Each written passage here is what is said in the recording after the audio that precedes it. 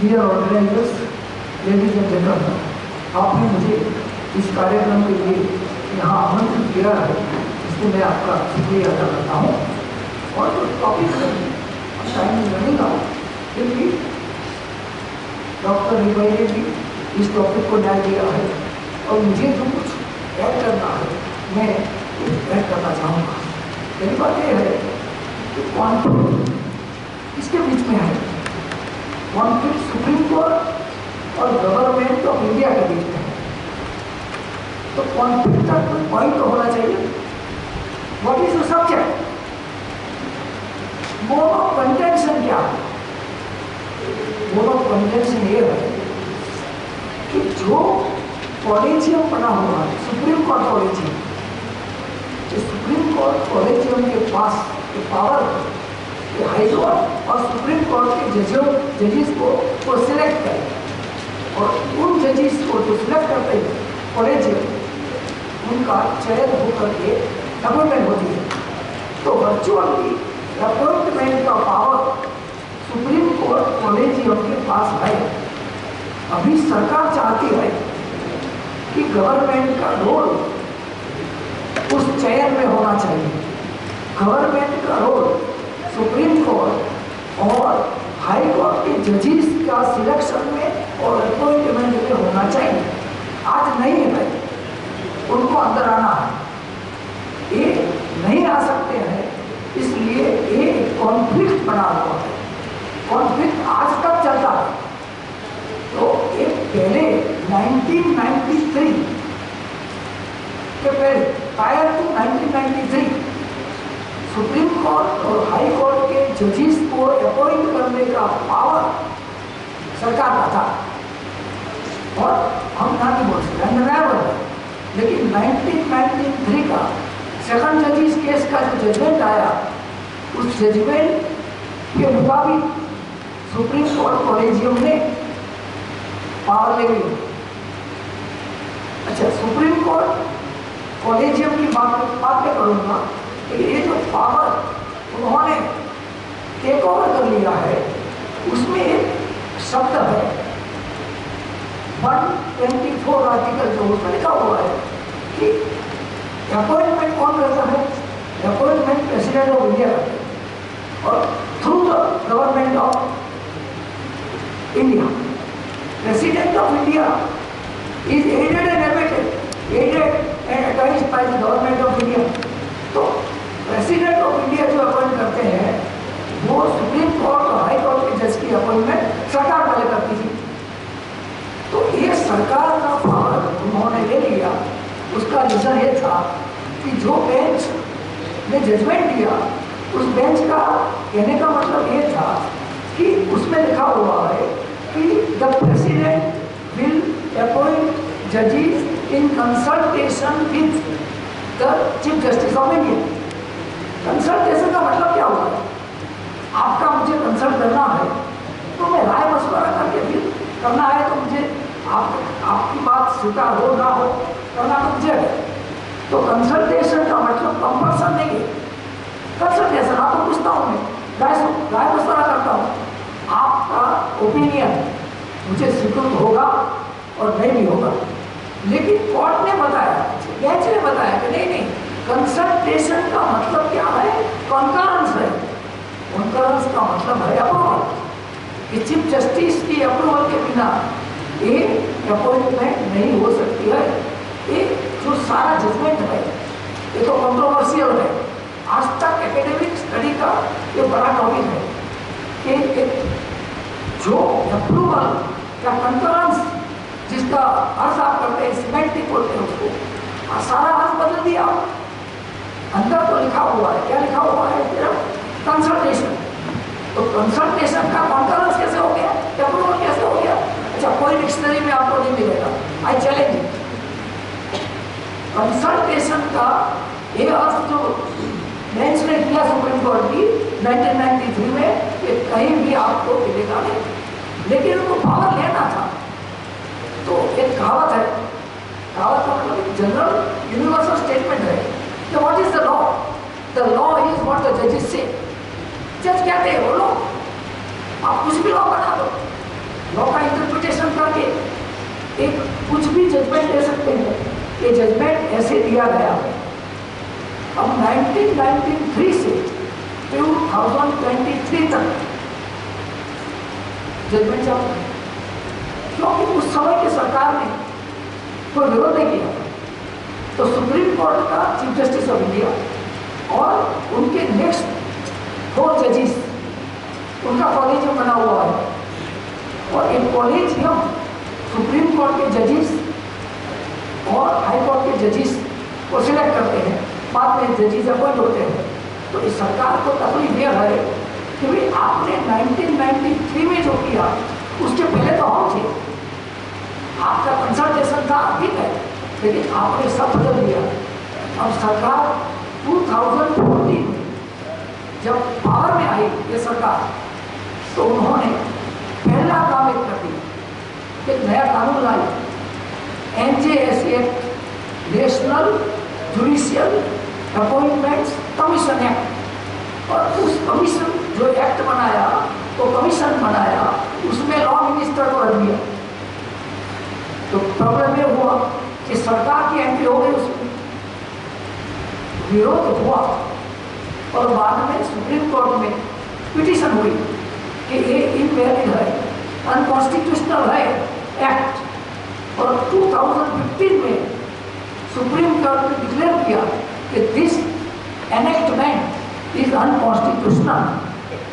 तो क्या हुआ, फिर से कॉलेजियम वापस आ गया, आज तक कॉलेजियम वापस है। 2014 के बाद सरकार साइलेंट नहीं है।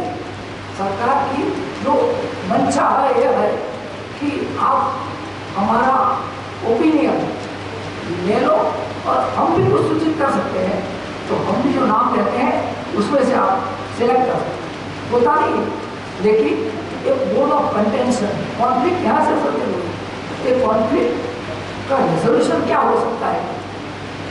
अगर सरकार अंदर लॉ मिनिस्टर को रखे तो एक आर्ग्यूमेंट यह है कि कॉलेजियम में 5 मेंबर्स है, जुडिशियल मेंबर्स, 5 मेंबर से एक मेंबर आप रख दीजिए लॉ कमीशन, लॉ मिनिस्टर को, तो 5 मेंबर्स के सामने लॉ मिनिस्टर क्या कर सकता है? जो डिसीजन 5 मेंबर्स लेने वाले हैं सिलेक्शन का, वो डिसीजन फाइनल हो जाएगा। लेकिन ये बात राय नहीं है। अमेरिकन इंग्लिश में एक फ्रेज है कि फुट इन द डोर। आप अगर एंट्री दे देते हैं सरकार को, तो फिर सरकार की ही चलेगी, लॉ मिनिस्टर की ही चलेगी। वो एक तकलीफ है। आज देखो सरकार है नहीं, उसमें सरकार दूर है, फिर भी सरकार की बहुत चलती है।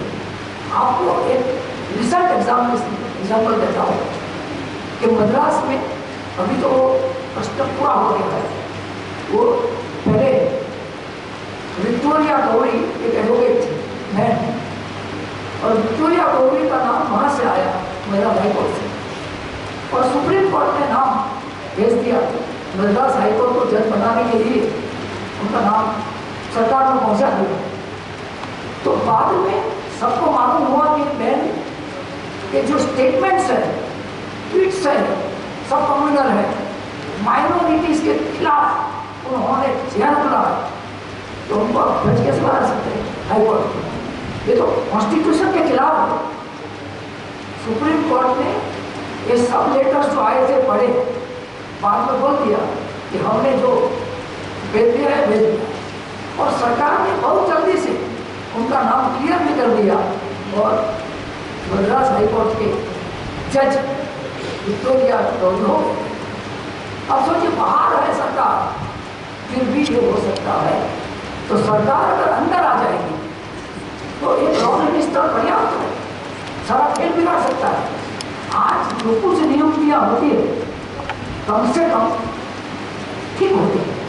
मैं ये नहीं कहता हूँ कि कॉलेजियम को सर्वांग संपूर्ण है, उसमें भी जैसे अभी मैंने बताया कि कुछ ना कुछ में उनका फेवरेटिज्म है और नेपोटिज्म भी है, और ये फेवरेटिज्म और नेपोटिज्म टॉलरेबल है अगर सरकार करेगी तो अपनी आइडियोलॉजी वाले जज वहां आ जाएंगे, फिर आप क्या करेंगे?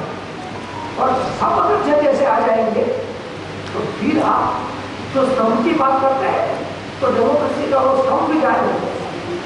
मैं आपको एक मिसाल देता हूँ कि द रूजवेल्ट, अमेरिका के प्रेसिडेंट द रूजवेल्ट को एक प्रश्न था ये सरकार जैसा कि अमेरिका की सुप्रीम कोर्ट सरकार के खिलाफ बहुत जजमेंट देती थी, जो थक गए उन्होंने बोला ये सरकार जजों की नियुक्ति करती है और फिर हमारे खिलाफ जजमेंट आते हैं तो कुछ रास्ता निकल। तो उन्होंने एक प्लान बनाया कि सुप्रीम कोर्ट में जजों की वैकेंसी हो या ना हो, एडिशनल जजेस की नियुक्ति करके सारी सुप्रीम कोर्ट को पैक कर दो अपने फेवरेट जजों से, तो क्या होगा? जजमेंट उनके फेवर में आएगा। उन्होंने ये बात एक बात अपने पक्ष में रखा तो पक्ष वालों ने बोला, उनके मित्रों ने बोला कि डेंजरस प्लान है, हमें फायदा हो सकता है लेकिन अमेरिका को बहुत नुकसान होगा। तो फिर ये प्लान चला गया। आज की जो स्थिति है, अगर गवर्नमेंट पॉलिटिक्स में कुछ रोल ले लेती है बाय हुक और बाय हुक तो पैकिंग वो हो जाएगी। आइडियोलॉजिकल उनका जो लिविंग है जिस चीज़ों की उनके साथ ये सब अंदर आ जाएंगे तो तकलीफ तो ज़्यादा रहेगी और ये तकलीफ फिर हम दूर नहीं कर सकते। और ये ज़्यादा जैसे आ जाएंगे तो फिर तो हम एड्रेस हो जाएंगे। आज हम सुप्रीम कोर्ट में जाते हैं तो कुछ न्याय मिलेगा, न्याय मिलता भी है। अभी जब वो इलेक्शन कमीशन की बात हुई तो सुप्रीम कोर्ट ने एक अच्छा निर्णय दे दिया। सारे हिंदुस्तान में सुप्रीम कोर्ट को लोग कांग्रेस करते हैं, थैंक्स करते हैं, तो ये बाद में नहीं होगा।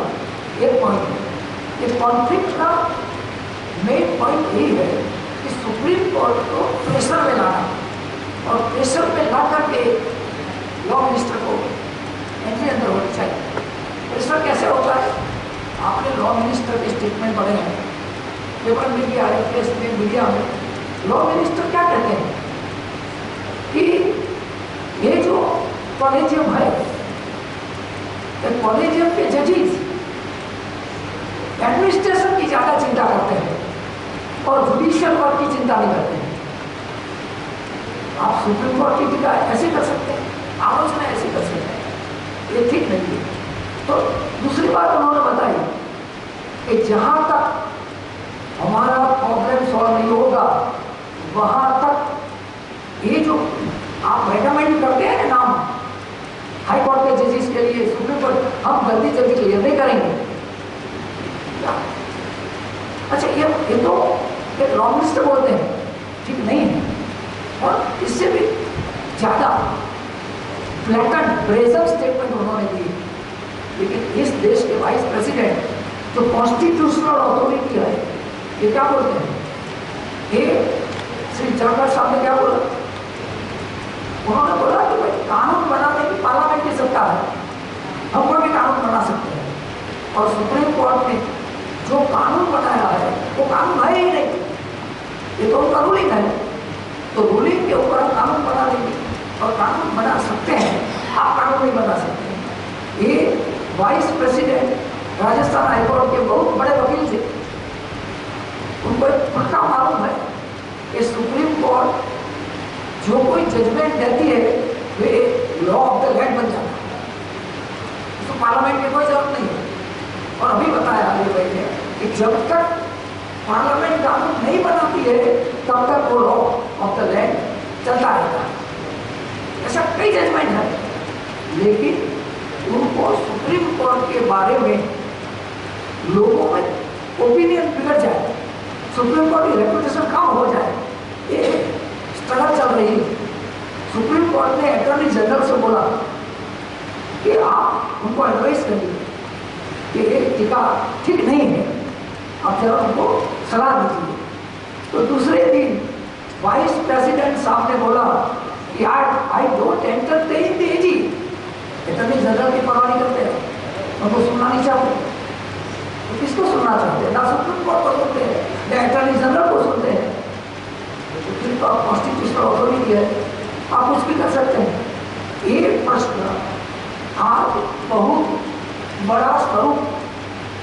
उससे आगे आ रहा स्वरूप विद्युत स्वरूप है उसका।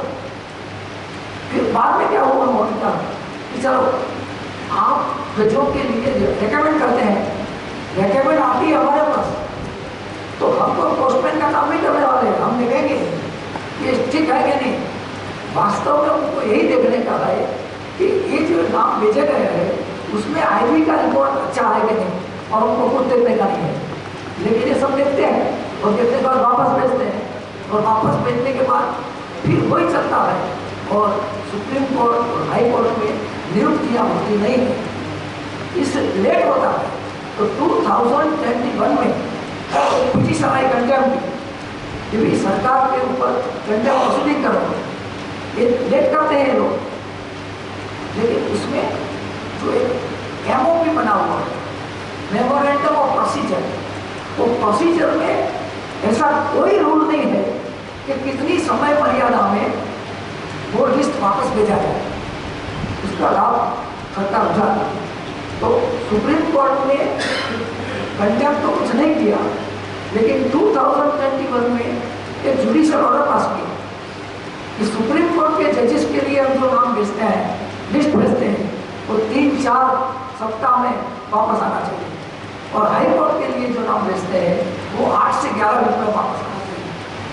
तो ये तो लॉ ऑफ द लैंड बन गया ना, कुछ नहीं। ये 2021 के बाद भी ये लेट होते गए, लेट करते ही हैं। They are sitting on the files, files के ऊपर बैठ जाते हैं, आप उनको क्या कर सकते हैं। अभी 2022 में सुप्रीम कोर्ट ने अटॉर्नी जनरल को बोला कि अब अगर आप नेम्स क्लियर नहीं करेंगे, हमने भेजा है, तो हम जुडिशियल ऑर्डर पास करेंगे या एडमिनिस्ट्रेटिव ऑर्डर पास करेंगे, या बोथ एडमिनिस्ट्रेटिव और जुडिशियल ऑर्डर दोनों पास करेंगे। तो आपको देखना है 104 नाम पड़े हुए, 104, उसमें से 44 गवर्नमेंट ने इमीडिएट कर दी, क्लियर हो गए। अब देखो, तो जुडिशियरी की तकलीफ यह है कि जुडिशियरी सरकार के खिलाफ कुछ भी कदम उठाने में वेरी वेरी स्लो है। और तो है उनके पास, कॉन्स्टिट्यूशन में उस पावर दिए गए, अनलिमिटेड पावर है, लेकिन सरकार के खिलाफ जुडिशियरी जल्दी से कदम उठाती नहीं है। एक और कहावत है कि the court has neither the purse not the sword. Court के पास इकोनॉमिक रिसोर्सेज नहीं है और स्वॉर्ड रस्ता भी नहीं है। मानो कि कोर्ट के ऑर्डर का सरकार पालन नहीं करेगी तो कोर्ट कर क्या सकती है। तो एक बहुत इंपॉर्टेंट पॉइंट है। इसलिए इस संघर्ष को दूर करने के लिए सरकार बीच का रास्ता निकालती है, जो बीच का रास्ता प्रेजेंट गवर्नमेंट को पसंद नहीं है, इसलिए ये संघर्ष आगे चलता है। अब देखो, आइडियोलॉजिकल कलर वाले जज ऐसी सरकार नहीं है तो भी आ गए हैं। एक उदाहरण मैंने विक्टोरिया का दिया, विक्टोरिया गौरी का। दूसरा, राजस्थान में शेखर कपूर यादव थे जज हाईकोर्ट में, उन्होंने एक ऑर्डर पास किया कि जो गाय है उसको नेशनल एनिमल डिक्लेयर करते हैं, अनकॉन्स्टिट्यूशनल है। सुप्रीम कोर्ट ने रिजेक्ट कर दी, तो हाई कोर्ट में भी ये आपको गए हैं आइडियोलॉजी वाले। और इलाहाबाद हाई कोर्ट में 2007 की बात है, श्रीवास्तव जज थे, तो उन्होंने ऑर्डर पास किया था कि भगवद गीता को नेशनल रिलीजियस ग्रंथ जाहिर करो। कैसे कर सकते हैं? इंडियन कॉन्स्टिट्यूशन में सुप्रीम कोर्ट ने रिजेक्ट कर दिया। अब आप एक ऐसा सिनेरियो देखिए कि ये जज तो हाई कोर्ट में थे, सुप्रीम कोर्ट में भी ये जज ऐसे ही आ जाएंगे तो क्या होगा? कौन रिजेक्ट करेगा? फिर कॉन्स्टिट्यूशन का क्या होगा? और भाई जो कहते हैं कॉन्स्टिट्यूशन को उनको रिलाइट नहीं करना है, ये कहते हैं कि कॉन्स्टिट्यूशन हम ऐसे ही रखेंगे और उसको पूजा भी करेंगे, लेकिन जो करना है वो हम कॉन्स्टिट्यूशन को रख के कर देंगे। अब क्या कर सकते हैं आप? और आपकी जो बात है, जब R.K. नारायण जब प्रेसिडेंट ऑफ इंडिया थे, उन्होंने एक लेटर लिखा था सुप्रीम कोर्ट में, तो ये नीचे जो है दलित समाज के लोग, उनको आप रिप्रेजेंटेशन नहीं देते हैं, आपका कॉलेज है तो आप जवाब दो। तो उनको जवाब दे दिया था कि मेरिट के सिवा कुछ नहीं चलता है, उसमें रिजर्वेशन नहीं है, तो वी आर सॉरी। वो एक प्रेसिडेंट ऑफ इंडिया, आप पूछते हैं इसलिए कि आप नीचे जो वर्ग है उसको ऊपर ले लो, उनको मंजूर नहीं है। और आज आप एनालिसिस करो, जितने जजेस है हाई कोर्ट और सुप्रीम कोर्ट में, उसमें विमेन की संख्या कम है। और दूसरा, दलित समाज, ओबीसी, बीसी, उनकी संख्या नहीवत है। तो ये रिप्रेजेंटेटिव जुडिशरी है नहीं। तो एक कॉलेजियम जो है उसमें इतनी बड़ी त्रुटियां है, फंडामेंटल त्रुटि होता है, फंडामेंटल डिफेक्ट्स है, लेकिन अब चलता तो है। सामने गवर्नमेंट को अगर दे दो तो वहाँ भी बहुत गड़बड़ है। गवर्नमेंट ने जो काम 1993 के पहला किया, मैं आपको एक मिसाल देता हूँ। एक मेहरुल इस्लाम हमारी पार्लियामेंट के सभ्य थे, कांग्रेसमैन थे। मेहरुल इस्लाम जी को इमीडिएटली हाई कोर्ट के जज बना दिए गए, सरकार के पास पावर था, और बाद में वो सुप्रीम कोर्ट में चले गए। अब क्योंकि ये सरकार कर सकती है, और ये अभी कॉलेज में क्या किया, विक्टोरिया रोली को बना दिया। तो मेरा मत ये है, दिस इज माय ओपिनियन, कि neither the collegium not the government, उनके बीच का रास्ता ये सॉल्यूशन है। तो कालिया साहब ने सब्जेक्ट रखा, क्या सॉल्यूशन है? नेशनल जुडिशियल अपॉइंटमेंट कमीशन एक अलग बना दिया जाए। तो सरकार ने बनाया ऐसा नहीं, उसमें पहला नंबर का गाइडलाइन ये होनी चाहिए कि सरकारी नुमाइंदा कोई नहीं होना चाहिए, नंबर 1। नंबर 2, आइडियोलॉजिकल लीनिंग जिसकी है कम्युनल या कोई पार्टी की, इसे कोई व्यक्ति अंदर नहीं आनी चाहिए। कोई सभ्य कौन होनी चाहिए, सभासद। तो ये उनके मेंबरशिप में चीफ जस्टिस ऑफ इंडिया और 2 सीनियर मोस्ट जजेस, 3 हो गए। 2 जूरिस्ट को रखो, कानूनविद जो बाहर से आते हैं देश में, जुडिशियल से संबंधित नहीं, कोर्ट के संबंधित नहीं, बहुत से प्रोफेसर भी है हमारे पास। तो 2 जूरिस्ट को रखो और 2 एमिनेंट जजेस को रखो, एमिनेंट पर्सन्स, एमिनेंट सिटीजन को रखो। बस इतनी कमीशन बनना चाहिए। तो प्रश्न ये आया कि एमिनेंट सिटीजन क्या जरूरत है उसकी? ये तो लॉ जानते नहीं, ये तो लेमेन है। आज अमेरिका में, इंग्लैंड में जितने कमीशन कमेटी बनती है स्पेशल, उसमें नॉन स्पेशलिस्ट पर्सन को रखे जाते हैं। क्या रखे जाते हैं? अकेले स्पेशलिस्ट से कुछ नहीं होता है। ऐसे बुद्धिशाली, शक्तिशाली, टैलेंटेड पर्सन कि जो नॉन स्पेशलिस्ट है, लेमेन है, उनको रखना पड़ेगा। मैं एक मिसाल देता हूँ कि हमारी सुप्रीम कोर्ट में एक चीफ जस्टिस ऑफ इंडिया थे, उनका नाम था कैलाश नाथ वांचू।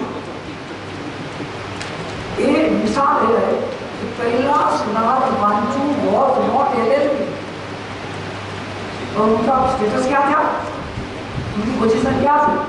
सुप्रीम कोर्ट के चीफ जस्टिस थे।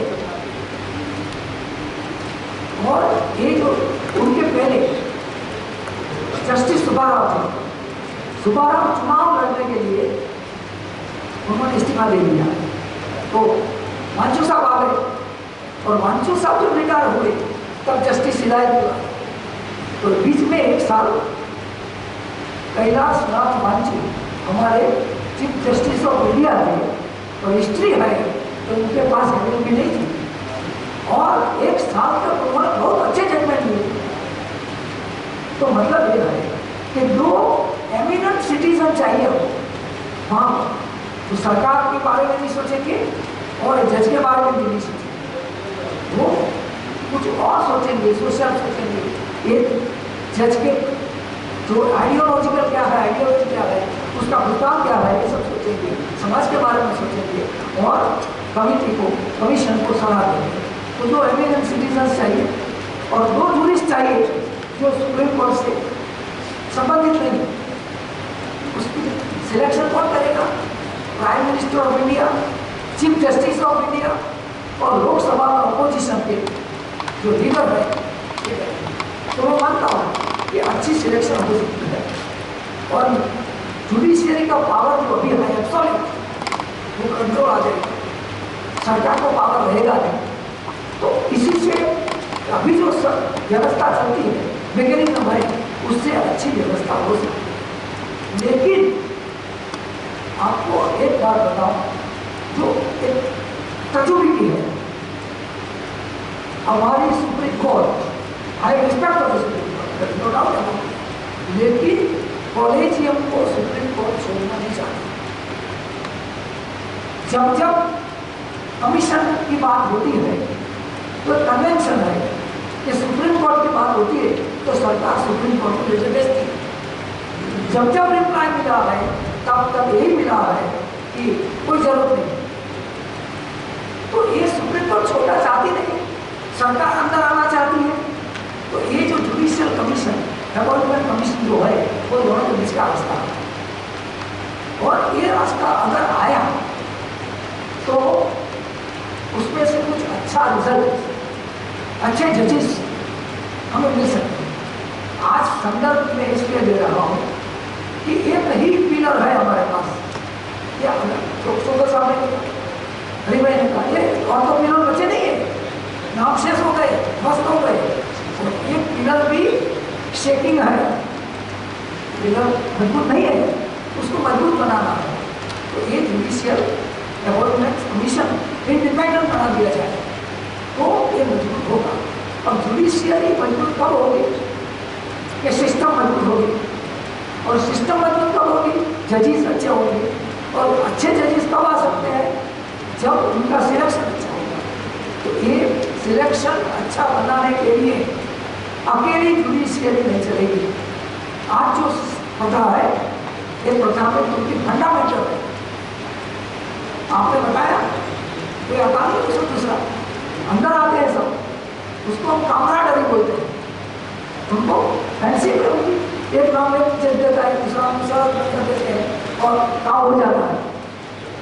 मैं मानता हूँ कि एक कमीशन बने और अलग सेक्रेटरीट बने, जिसका नाता का सरकार से है, द सुप्रीम कोर्ट से। एक सेक्रेटरीट बनना चाहिए और तो चलना चाहिए बात हरदम। एक सेक्रेटरीट बने और सारे देश में जितने जजेस हैं एलिजिबल, उनका एक डेटा तैयार है और डेटाबेस तैयार करो तो उनमें से आपको लेना पड़ेगा। तो रिजर्विंग मेरिटोरियस कैंडिडेट आएंगे। एक मेरी प्रपोजल है और अब टाइम नहीं डालूँ, इसलिए मैं thank you very much for giving me question here.